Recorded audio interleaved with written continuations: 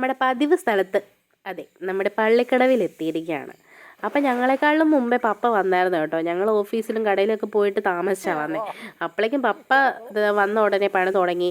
പപ്പ ഞങ്ങളില്ലാഞ്ഞുകൊണ്ടാണോ എന്ന് അറിയത്തില്ല, ഇന്ന് നന്നായിട്ട് അത്യാവശ്യം കുഴപ്പമില്ലാത്ത രീതിയിൽ മീനെ കിട്ടി. നമുക്ക് തൂളീനെയും പരലിനെയും അങ്ങനെ കുറച്ച് കുഞ്ഞു മീനുകളെയൊക്കെ കിട്ടിയായിരുന്നു. അത് കഴിഞ്ഞിട്ട് ഞങ്ങൾ വന്നതിന് ശേഷം എന്താണെന്നറിയത്തില്ല, താണ്ടെ കഴുനായും വന്ന്. എൻ്റെ ലൈഫിൽ ആദ്യമായിട്ടോ ഞാൻ കഴുതേനെ കാണുന്നത്. ഇതിനു മുമ്പ് എല്ലാവരും ഇങ്ങനെ പറഞ്ഞ് ഞങ്ങളെ പേടിപ്പിക്കും കേട്ടോ. ഞങ്ങൾ ആറ്റിൽ പോയി കുളിക്കുമ്പം, കുളിക്കാനല്ല പോകുന്നത് സത്യം പറഞ്ഞാൽ, അവിടെ പോയി നീന്തി മറിയുക, അതാണ് ഞങ്ങളുടെ പ്രധാന ലക്ഷ്യം. അതുകൊണ്ട് വീട്ടുകാരെപ്പോഴും പറയും, പെട്ടെന്ന് നിങ്ങൾ കുളിച്ച് പെട്ടെന്ന് വന്നോ, ഇല്ല നിങ്ങളെ കഴുത പിടിച്ചിട്ട് പോവും, അങ്ങനെ പിള്ളേരെ പിടിച്ചിട്ട് പോകുമെന്നൊക്കെ പറയുമായിരുന്നു.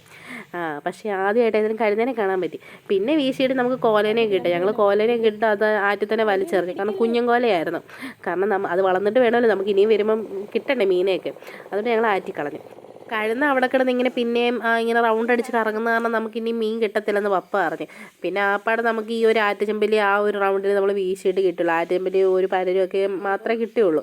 അപ്പോൾ പപ്പ പറഞ്ഞു ഇനി നമുക്ക് ഇവിടെ നിൽക്കേണ്ട, നമുക്ക് അട്ടിച്ചട്ടി പോയി വീശാം, അവിടെ ആകുമ്പം അത്യാവശ്യം സ്പേസ് ഉണ്ട്, നമുക്ക് വീശാനും ഒക്കെ പറ്റും, വേണം ചൂണ്ടയിടാനും ഒക്കെ പറ്റും, നമുക്ക് അങ്ങോട്ട് പോകാമെന്ന് പറഞ്ഞ് ഞങ്ങൾ തന്നെ അങ്ങോട്ട് പോയി.